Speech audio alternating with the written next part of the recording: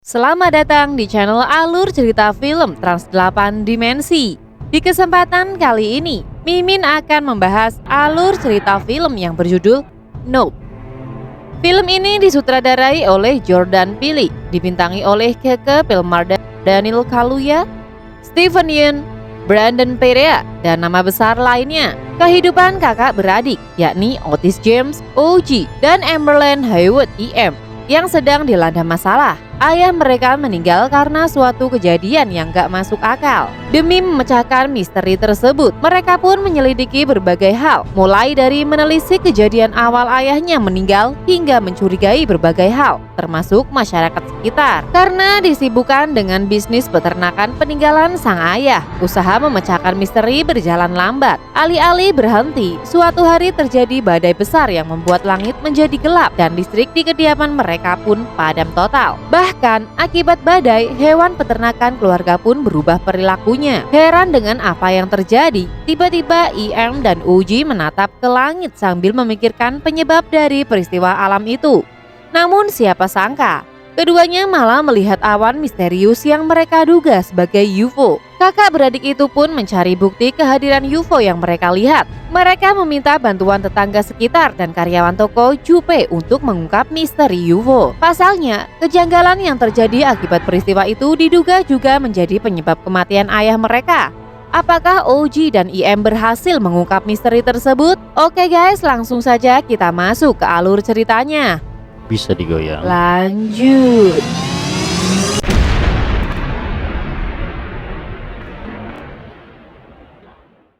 Di awal film, terlihat sebuah sitkom terkenal yang tayang pada tahun 1998 berjudul Cordyceps Home. Karakter Gordy sendiri diperankan oleh seekor simpanse yang hidup di tengah sebuah keluarga yang harmonis. Sampai suatu hari, suasana hangat di tengah sitkom seketika berubah menjadi malapetaka. Saat Gordy tiba-tiba mengamuk dan membunuh hampir semua pemain dan kru yang ada di dalam sitkom tersebut. Scene selalu beralih pada sebuah kawasan peternakan kuda yang dimiliki oleh seorang pria bernama Otis Haywood. Di peternakan itu, ia juga dibantu oleh putranya yang bernama Otis Junior atau lebih akrab dipanggil OJ. Saat OJ hendak mengambil peralatan di dalam rumah, ia tiba-tiba terkejut melihat ayahnya yang terluka.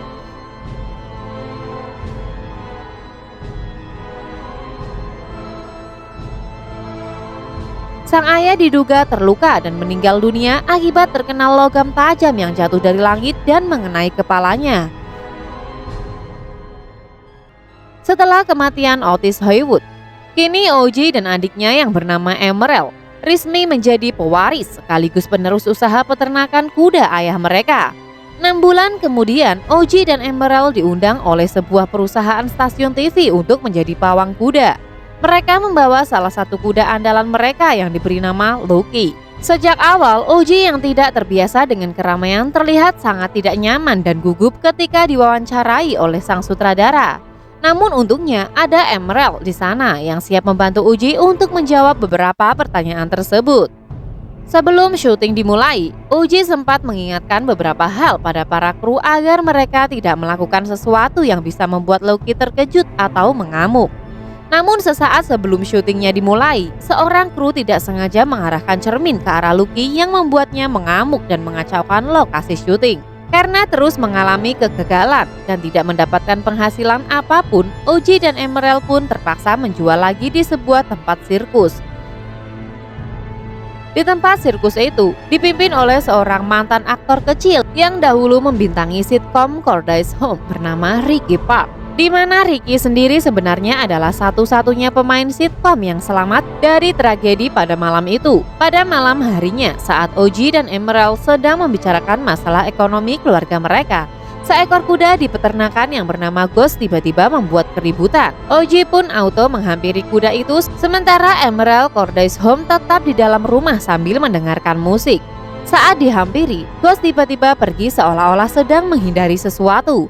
OJ yang melihat hal itu tentu saja langsung menyusul Ghost dengan menggunakan mobilnya. Tak lama kemudian, OJ pun mendengar suara misterius yang sangat keras bersamaan dengan padamnya listrik di sekitar tempat tersebut.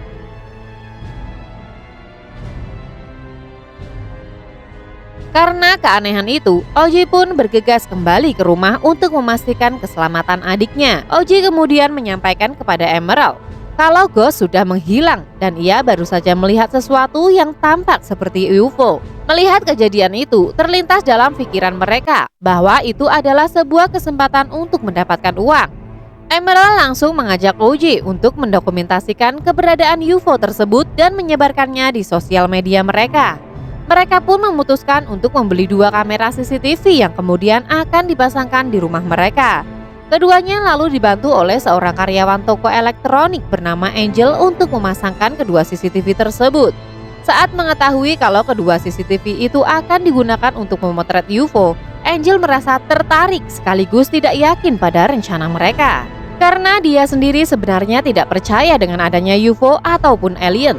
Oleh sebab itulah ia berkata akan ikut memantau CCTV itu untuk membuktikan semua kebenarannya. Tak lama kemudian, Emerald pun datang sambil membawa sebuah patung kuda yang ia curi dari tempat sirkus. Ia mengusulkan agar mereka menggunakan patung kuda itu sebagai umpan untuk memancing kedatangan UFO. Setelah memasangkan umpan, Ricky tiba-tiba menemui mereka dan mengundang keduanya untuk datang ke sebuah acara pertunjukan sirkus. Pada malam harinya, Oji memeriksa kandang kudanya yang saat itu tiba-tiba hidup. Perlahan-lahan ia pun berjalan sambil meyakini kalau UFO atau alien pasti berada di dalam sana.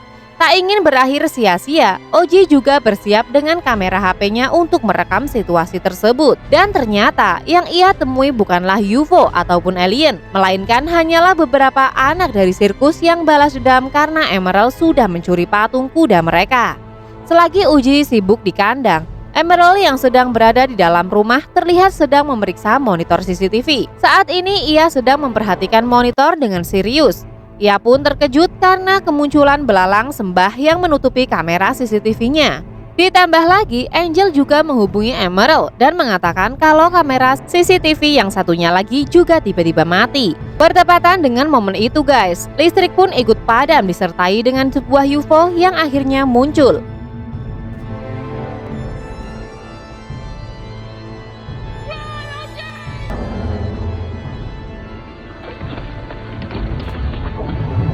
Gangguan listrik dari UFO dan belalang sembang yang menutupi kamera membuat Oji dan Emerald gagal mendokumentasikan UFO tersebut. Yang ada, salah satu kuda mereka berhasil disedot masuk ke dalam UFO sebelum UFO itu menghilang tanpa jejak. Keesokan harinya, Angel pun datang ke rumah Oji dan menunjukkan sesuatu yang menarik.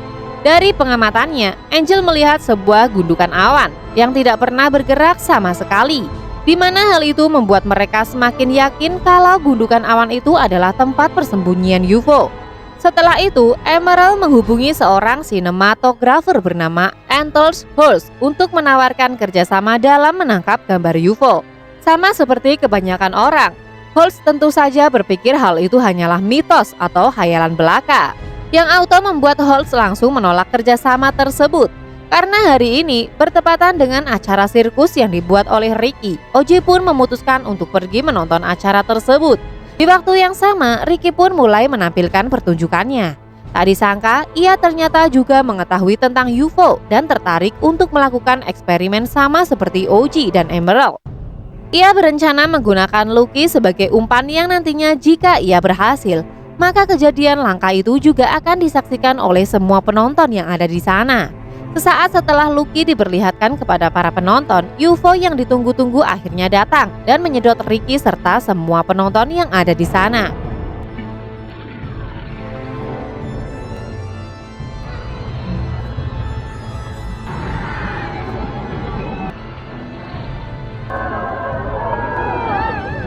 Oji yang terlambat melihat keadaan sirkus yang sangat berantakan dan tidak ada satupun orang ataupun binatang yang bisa ditemukan di sana kecuali Lucky.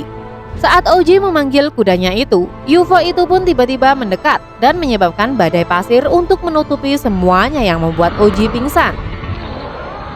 Beberapa saat kemudian, Oji akhirnya sadar dari pingsan. Setelah itu, UFO itu pun mendekati rumah. Saat Emerald dan Angel ada di dalam sana dan mengeluarkan hujan darah yang langsung menyelimuti rumah tersebut.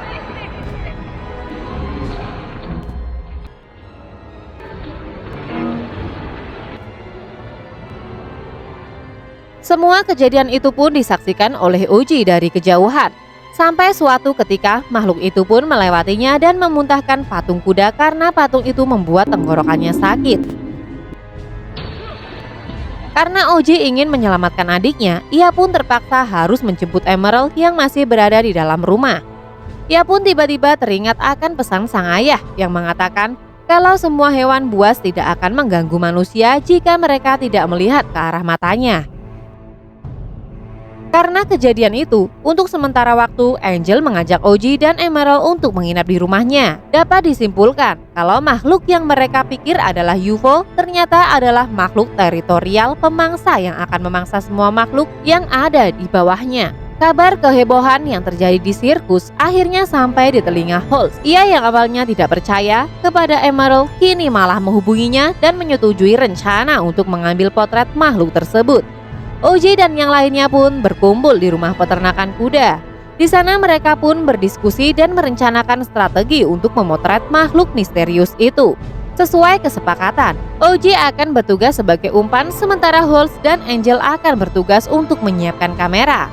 Selama beberapa jam mereka mempersiapkan segala keperluan, mulai dari kamera tanpa listrik sampai menyiapkan balon yang sangat banyak sebagai pembatas. Setelah mereka selesai mempersiapkan semuanya, kini tibalah hari yang ditunggu-tunggu. Oji langsung bergerak dengan menunggangi Lucky untuk menarik perhatian makhluk tersebut.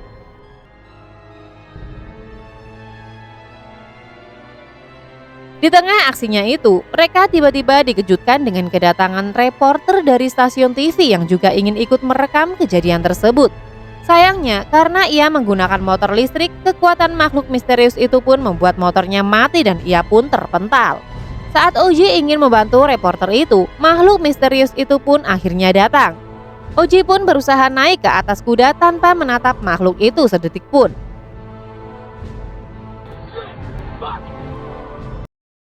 Ia kemudian kabur dan memancing makhluk itu dengan menggunakan mata palsu yang sudah ia pasang di topi hoodinya. Sebelum mendekati rumah, Oji bersembunyi dan melihat bagaimana makhluk itu sangat membenci bendera dan balon karena mudah tersangkut di tenggorokannya. Hal itu pun membuatnya kesal dan memilih untuk pergi. Setelah itu, Oji dan Emerald menanyakan bagaimana hasil rekamannya pada Holtz dan juga Angel. Holtz kemudian menjawab dengan ragu-ragu bahwa hasil rekaman mereka rupanya tidak memuaskan. Ia pun memutuskan untuk merekam ulang makhluk itu dan menjadikan dirinya sendiri sebagai umpan. Namun naas, karena saat perekaman itu berlangsung, Holtz beserta kameranya akhirnya dimakan oleh makhluk tersebut. Di mana itu artinya semua rekaman yang sebelumnya mereka dapatkan kini sudah musnah. Setelah memakan Holtz, makhluk itu kini mulai menargetkan Angel. Beruntung makhluk itu gagal memakan Angel karena tubuhnya terbalut dalam terpal dan juga kawat berduri.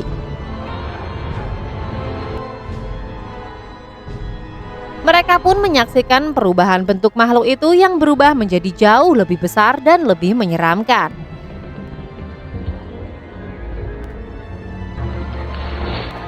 Dengan sepeda motornya, Emerald lantas memancing makhluk itu untuk ikut ke arah arena sirkus. Di sana, ia langsung melepaskan sebuah maskot balon udara yang sangat besar sambil menyiapkan kamera analog untuk memotret makhluk tersebut. Makhluk itu pun meledak, guys. Karena telah memakan balon raksasa, namun potret tubuhnya sudah berhasil tertangkap oleh kamera analog. Hal itu pun membuat Oji dan Emerald sangat gembira. Itulah alur cerita film Nope yang dirilis tahun 2022, guys. Terima kasih telah menonton video ini. Jangan lupa guys, dukung kita dengan cara klik tombol like and subscribe. Lalu share video ini ke semua akun media sosial kalian, supaya channel ini semakin berkualitas dalam menghibur kalian. Dan jangan lupa nyalakan tombol lonceng ya, supaya kalian bisa jadi penonton pertama dari tayangan channel ini guys. Salam Trans 8 Dimensi.